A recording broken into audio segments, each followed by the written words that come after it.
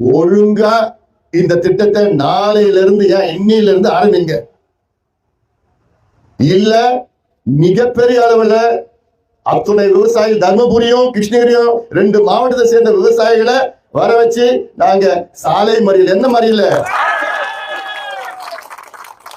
National highways, சும்மா இந்த சின்ன ரோட்லாம் இல்ல, நிறுத்திடுவோம் எல்லாத்தையும். எங்களுக்கு தெரியும் எப்படி பண்ணணும் தெரியும். அதனால ஒழுங்குமுறையா இதை பண்ணிடுங்க. திட்டம் அறிவிச்சாச்சு, நிதி ஒதுக்கீடு செய்யுது, ஆனா இதை நடைமுறைப்படுத்தாம நீங்க செய்யறது இது நியாயம் கிடையாது. இதை ஒழுங்கா நீங்க விரைவில் செய்யணும். நாளைக்கே கலெக்டர் கூட்டம் போடணும்.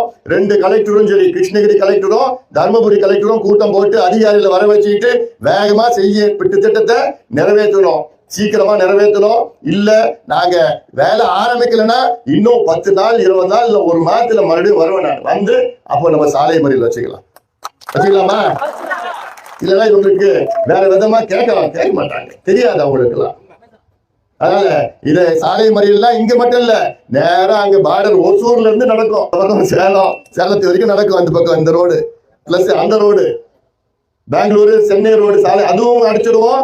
பெங்களூரு சேலம் ரோடு கோயம்புத்தூர் ரோடு எல்லாத்தையும் 2த்தையும் அடிச்சிடுவோம்.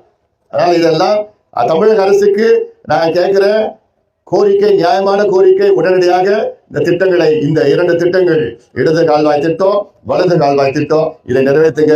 உண்மையான இந்த திட்டம், இது போன்ற திட்டங்களுக்கு நீங்க வேலையை செய்யுங்க, வேலையை ஆரம்பிங்க. இல்லைன்னா மிகப்பெரிய போராட்டங்கள் செய்ய நாங்கள் காத்து கொண்டிருக்கிறோம். நாங்கள் யோசிக்க மாட்டோம், தயங்க மாட்டோம். எங்களை பத்தி தெரியும்.